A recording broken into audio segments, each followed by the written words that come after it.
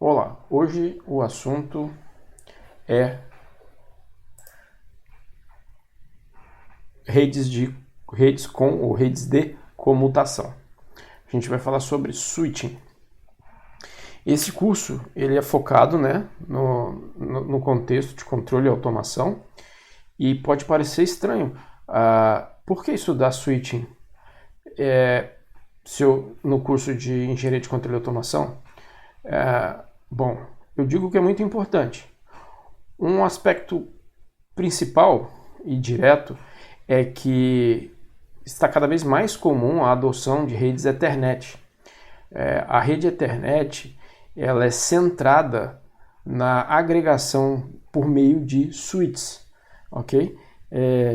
E ela tem uma característica muito importante que a gente vai ver em seus comutadores da tecnologia Ethernet.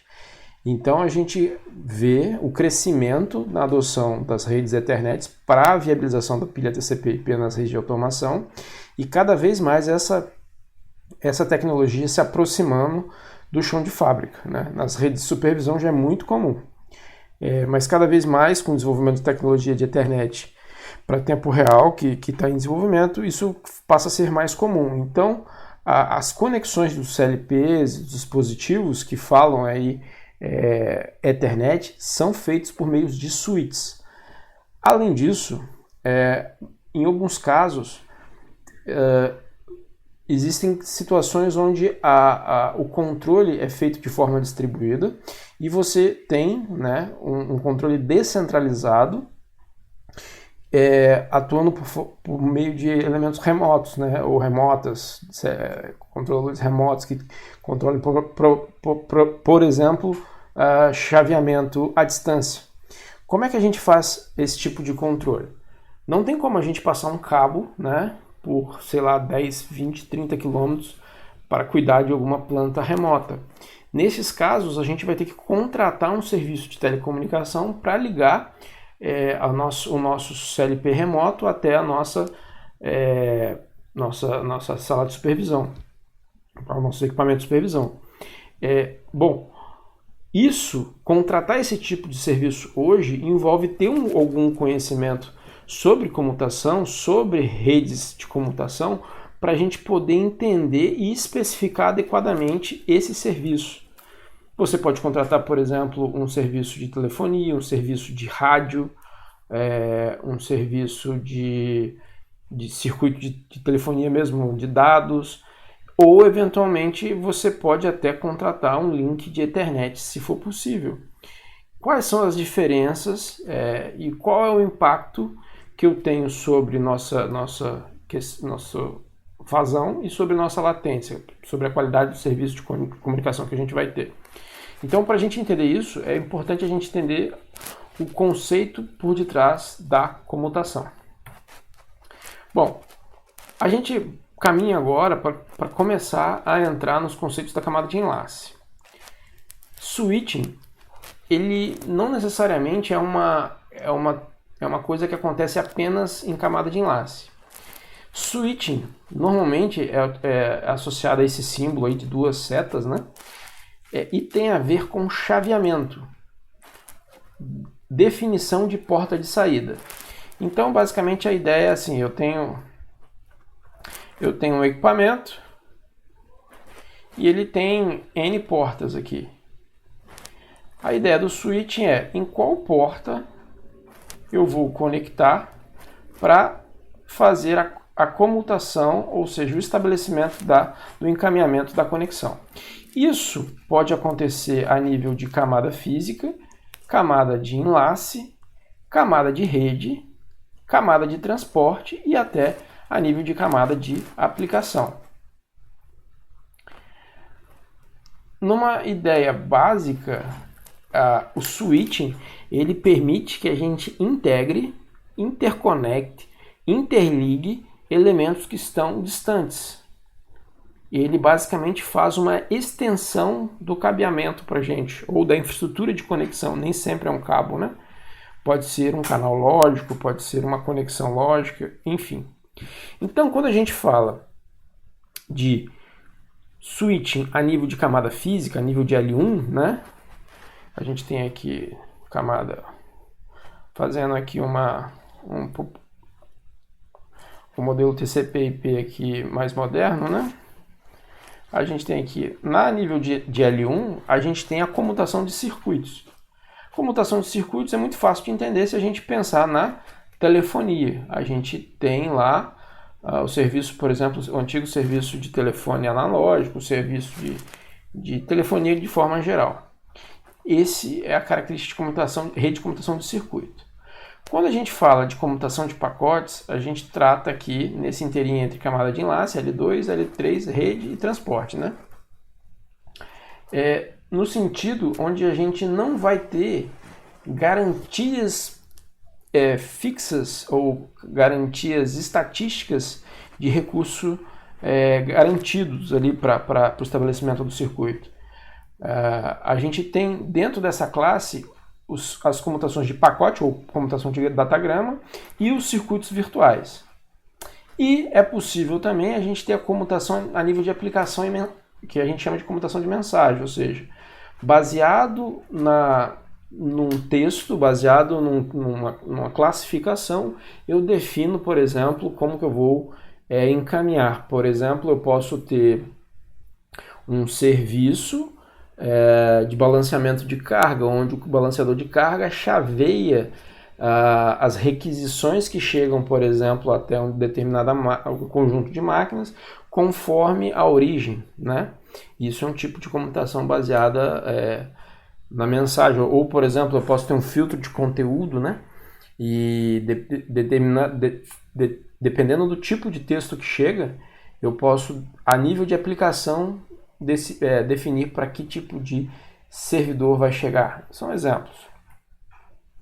Mas de forma geral, falando de comutação aí de circuito, o que a gente tem é isso. Ou seja, eu tenho uma malha de comutadores na camada física que estabelece um caminho e provê aí para esse caminho, fim a fim, uma interligação física. Essa interligação física pode ser feita a nível de uma frequência comum ou a nível de um tempo comum, um time slot definido de maneira isócrona ali, né, garantida. Um exemplo que a gente pode pensar é a estrutura de telefonia, né? A gente tem, se a gente fosse fazer, deixa eu ver se eu tenho espaço aqui. Imagine que se a gente, faça o exercício aí, imagine se a gente fosse falar via telefonia cabeada, se a gente precisasse passar um cabo para cada residência que a gente quisesse falar, a cidade já viraria um caos só de cabo. Então, para evitar isso, a estrutura é agregada em comutadores e sobre demanda as conexões são estabelecidas. Isso garante uma melhor utilização e uma redução de custo operacional. Então aqui, por exemplo, a gente já viu, né, filme americano, você tem lá telefonista, você tem um cabo que vai até uma central, você liga para aquela central, fala para o telefonista, me liga para tal lugar, ela vai lá e cria um jump, né, e aí cria uma conexão. O switch é basicamente isso. Quando um switch tem a capacidade de ligar todas as portas com todas as portas sem bloqueio, ou seja, sem uma definição de ocupação indevida, ele é chamado de switch não bloqueante. Ou seja, ele sempre garante uma saída para uma determinada entrada desejada, para uma determinada entrada, uma saída desejada. Isso pode acontecer também, por exemplo, nos circuitos TDM, né? Então a gente pode fazer esse nível de frequência e o exemplo aí são os circuitos E1, no caso aí o T1 é um modelo americano, essa figura de um slide americano, mas aqui no Brasil os circuitos E1, né, E2, de telefonia do tipo SDH, que a gente viu um pouquinho com os multiplexadores, né? Isso também cria a ideia de comutação de circuito. Qual é a característica que a gente tem nesses dois casos? Uma vez que você ocupou um determinado recurso, esse recurso fica dedicado para você. Então, uma vez que você tirou o telefone do gancho, por exemplo, discou para alguém, tem aquele tempo, né? Aquela sinalização de chamar, quando a pessoa atende, define-se um circuito da sua entrada de voz até a saída do ouvido da pessoa, e aquilo é reservado para vocês durante o tempo da chamada. Mas você tem um processo de estabelecimento do circuito, de comunicação e de encerramento do circuito. Essa é uma característica fundamental das redes de computação de circuito.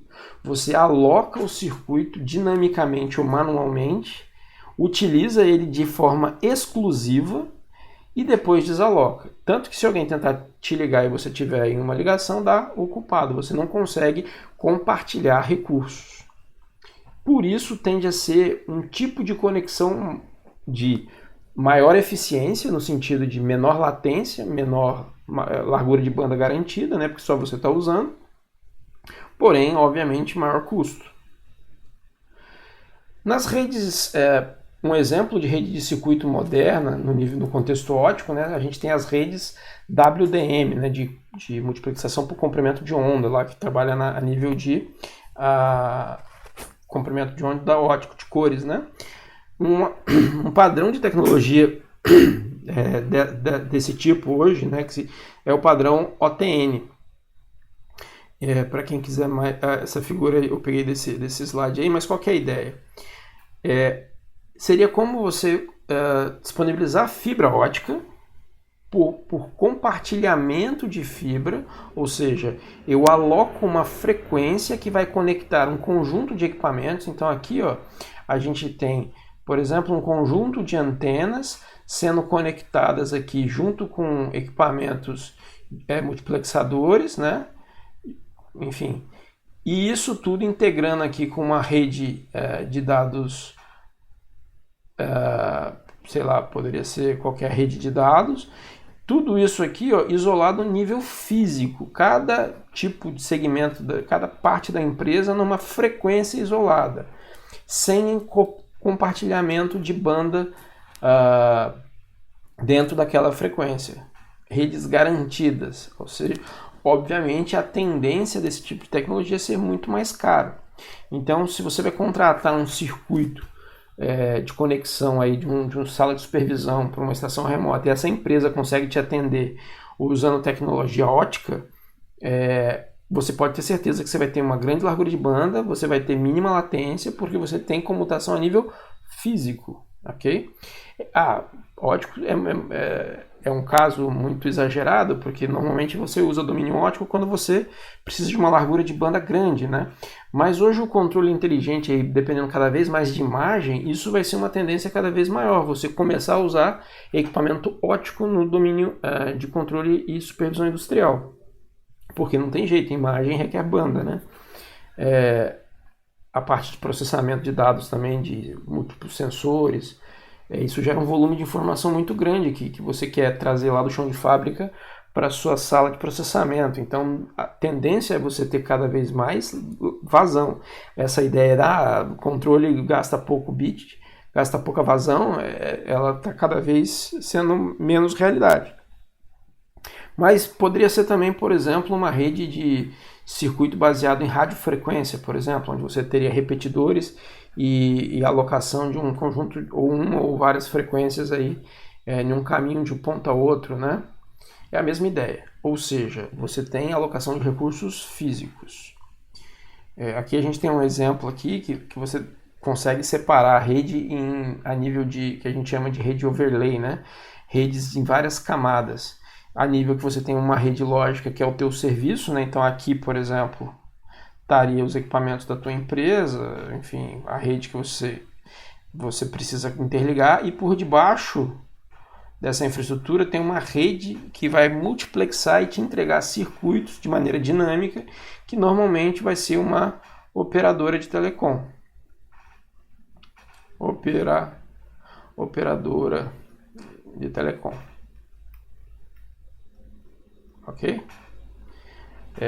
Isso pode ser até terceirizado, né? Uma operadora contratar outra, enfim. A ideia de rede de circuito é alocar recursos. Uma vez que você aloca, você paga enquanto você está utilizando aquele recurso. Então, é isso aqui que você precisa ter em mente.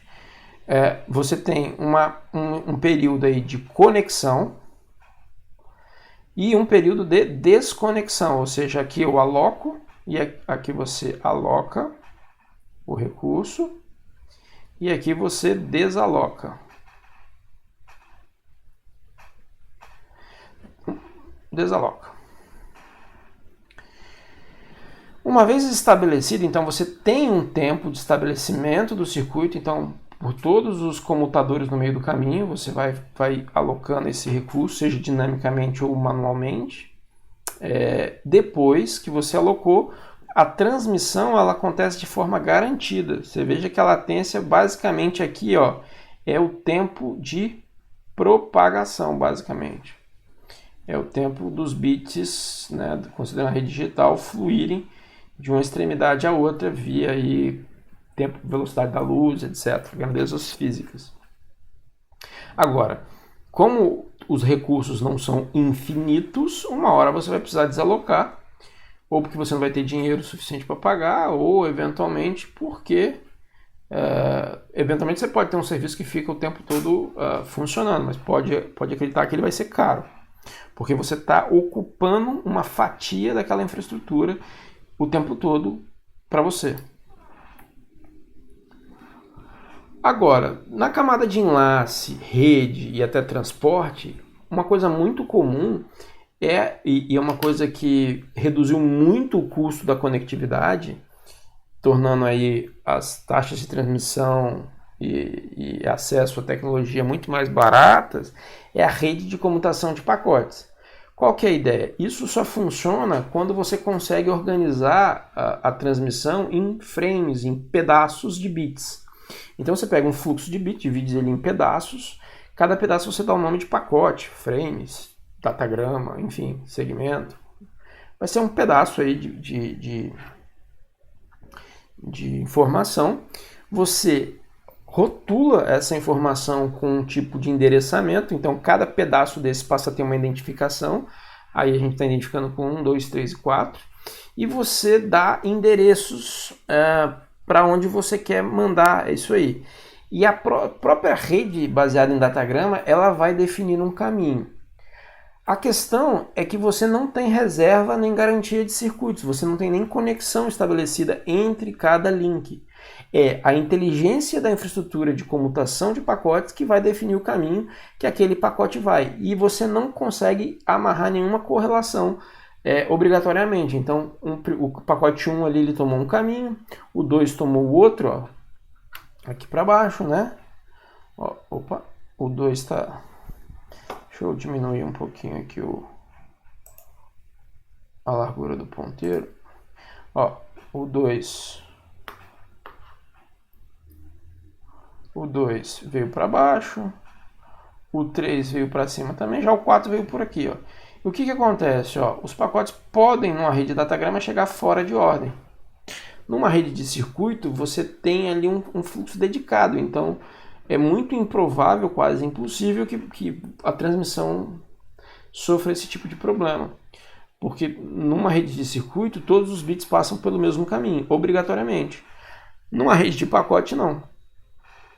É mais ou menos como a ideia do ônibus, né, e do carro. Com o carro, você estabelece o teu circuito. Então você tem aí uma melhor relação, você pode ter um controle bem fino de quanto tempo você vai demorar para chegar em algum lugar. Se eventualmente você tiver um problema, você acha um outro circuito. Quando a gente fala, por exemplo, e aí você não compartilha nada, então você ocupa um carro, ocupa uma parte da via, e isso tem um custo.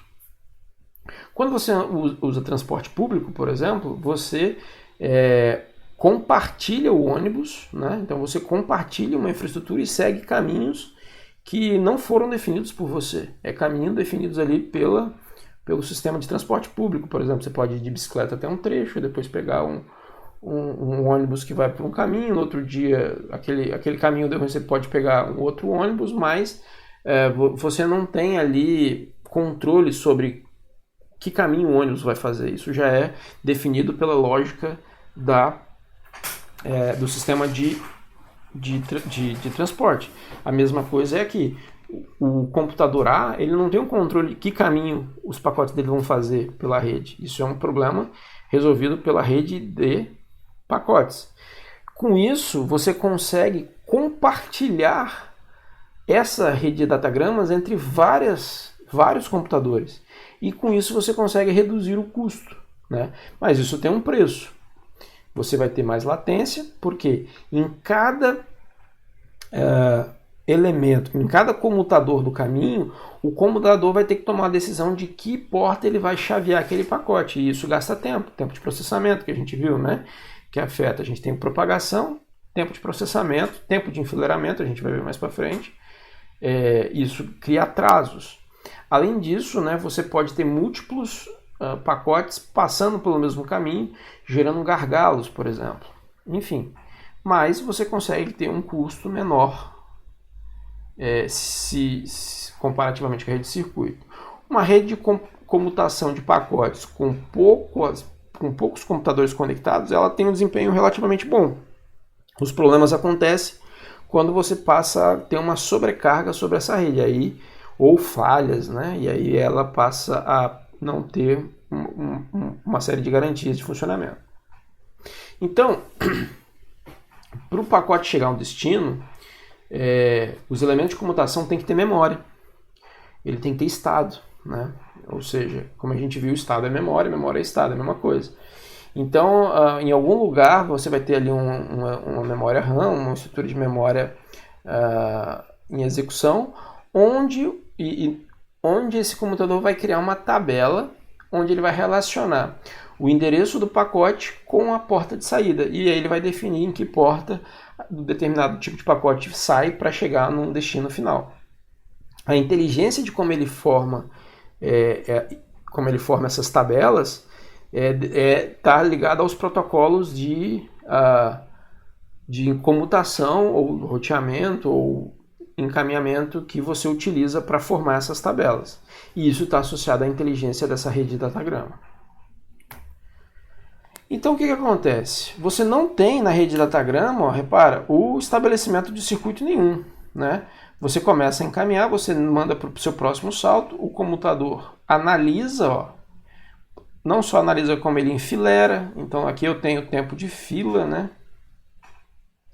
O tempo de fila, eu tenho o tempo de processamento e eu tenho o tempo de propagação, além do próprio tempo de transmissão relacionado à taxa que aqueles bits estão sendo transmitidos.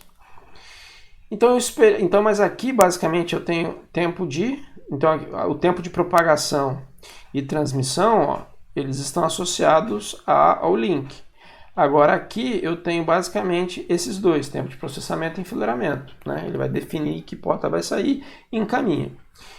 Esse outro comutador, ele pode estar sobrecarregado em um determinado momento e ter um tempo de processamento muito maior, ou ele pode ter as filas muito cheias e demorar mais para encaminhar. Então, as redes de comutação de pacote, você tem um fator relacionado à fila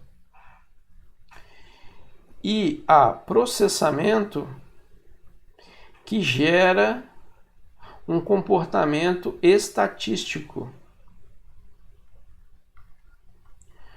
Por isso que quando você contrata um link, o provedor muitas vezes não consegue te garantir uma determinada banda, porque você está compartilhando e você está usando uma rede de comutação de pacote para chegar até a central daquele provedor. Porque você tem ali uma medição estatística, você não consegue ter garantias. Por isso que é uma ilusão numa rede para a internet você tentar conseguir algum nível de garantia 100% do tempo, com um custo muito baixo, porque se o custo está muito baixo, significa que aquela infraestrutura ela é compartilhada por outros clientes da empresa, e em determinado momento do tempo, Se você começasse ali, se você eventualmente transmitisse o tempo todo, você perceberia essa sobreutilização. Mas como nas redes de dados a utilização é estatística, né, 80% do tráfego é tráfego curtinho, né, tráfego rápido, ali, de requisições rápidas, você acaba não percebendo esse compartilhamento. E 20% já é transmissões mais duradouras, mais longas, né? A vantagem, então, assim, você perde um pouco em desempenho, você passa a ter requisitos mais estatísticos no contexto de vazão e no contexto de latência, porque a vazão vai estar em função do número de pessoas que estão usando simultaneamente com você, e a latência vai estar relacionada ao estado da capacidade de encaminhamento dos comutadores do caminho. Quanto mais comutador, mais aleatório vai ser. Mas você não consegue ter uma coisa determinística, mas sim estatística. Essa é a característica, por exemplo, da rede da internet. A internet é baseada em rede de computação de pacotes. Bom, então de um lado eu tenho a rede de circuitos na camada física, onde eu tenho um melhor desempenho porque eu tenho circuitos alocados fim a fim. No outro extremo aqui, né, vamos deixar de mensagem, porque mensagem está mais no contexto de aplicação, né? A gente está falando a nível de transmissão, de transporte. No outro extremo a gente tem a rede de computação de dados. Para tentar achar um meio termo, desenvolveu-se a ideia de redes de circuito virtual. Redes de circuito virtual geralmente são tecnologias aí de camada de enlace. Por exemplo, a gente teria como as antigas redes ATM. Hoje é muito comum as redes MPLS. Então, o provedor vai te prover um serviço MPLS. Ele entrega para você um serviço de circuito, como se fosse um circuito com uma componente estatística bem mais comportada, bem mais variando dentro de um espaço controlado do que uma rede de dados convencional. Por quê? Porque você volta a ter o estabelecimento de recursos, alocação de recursos entre os elementos de computação de dados e todos os pacotes passam a seguir o mesmo caminho. Nesse estabelecimento de circuito, você pode ter uma inteligência de engenharia de tráfego que vai garantir o que você solicitar ou não, né? Dependendo aí da confiabilidade da tecnologia. Mas é muito comum hoje em dia você contratar um serviço de interligação entre dois sites, né, e o provedor de telecom te entregar um circuito virtual em VPLS, MPLS, aí são termos tecnológicos específicos, né? Geralmente em camada de enlace, ou seja, com melhor desempenho. À medida que você vai fazendo esses circuitos virtuais, é possível fazer em camadas superiores por meio de túneis. Então é possível fazer um túnel de um circuito virtual em camada 3 até em camada 4, mas você vai ter um desempenho cada vez mais comprometido por tempo de processamento. Ok? Então, qual que é a ideia da rede de circuito? Ao invés de eu criar uma estrutura complexa de endereçamento, com muitas informações compartilhando um espaço de tabela grande, etc., eu tento reduzir a identificação dos pacotes para um rótulo chamado VCI, Virtual Circuit Identificator, de forma que todos os pacotes Identificator, né? Todos os pacotes pertencentes ao mesmo circuito, eles ganham esse mesmo rótulo. Com isso, as tabelas nos comutadores de pacote de circuito virtual tendem a ser menores. Se eu tenho que procurar informação numa tabela menor, a latência e o tempo de processamento também vai ser menor. Ou seja, eu tenho uma maior previsibilidade, porque em um momento anterior eu aloquei um determinado circuito para um conjunto de pacotes. Então a rede de circuito virtual é um meio termo entre a rede de circuito e a rede de pacotes. Então aqui a gente tem um exemplo, né? O pacote seguindo aí para um determinado caminho, ele vai trocando os rótulos, todos os pacotes vão seguindo sempre o mesmo caminho. Só que você tem aí, né, um período aí de setup que pode ser manual, alguém vai lá e aloca esse caminho para os seus pacotes, ou ele pode ser dinâmico, feito no estabelecimento do primeiro pacote ali de sinalização, né? Mas você precisa ali ter uma tecnologia de reserva de recurso. Então, esses pacotinhos pretos aí seriam os pacotes do protocolo de reserva de recurso, por exemplo, alocando e criando o caminho. Ali a confirmação voltando. Então, na rede de circuito virtual, você volta a ter o setup e a configuração e a derrubada, né, a desalocação do circuito, mas você tem um tempo de transmissão ainda com uma componente de enfileiramento de processamento, mas bem menor, bem mais comportado, ok? Muito menos aleatório.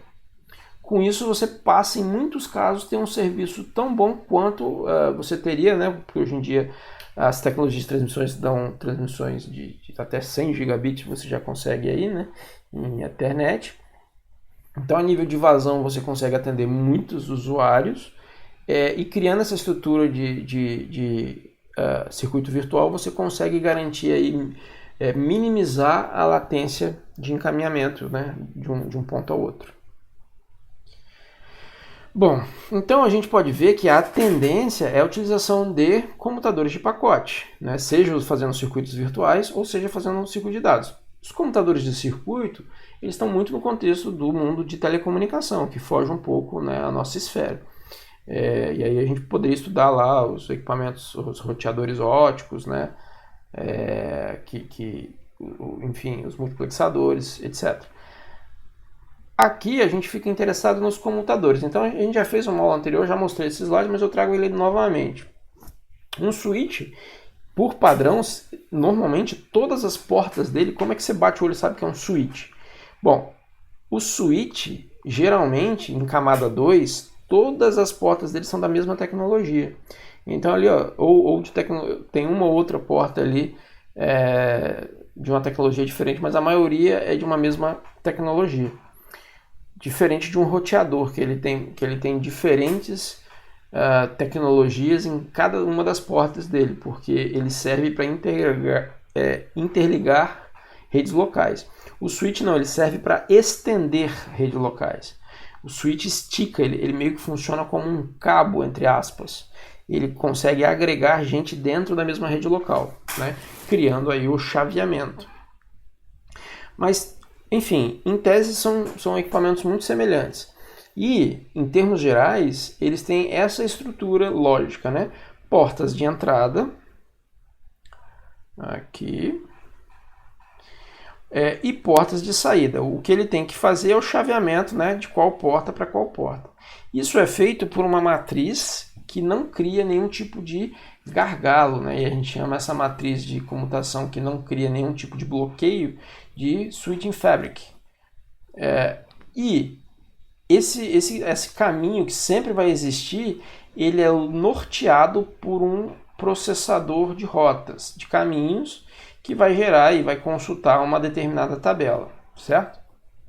E aí, dependendo da tecnologia, vai ser uma determinada tabela.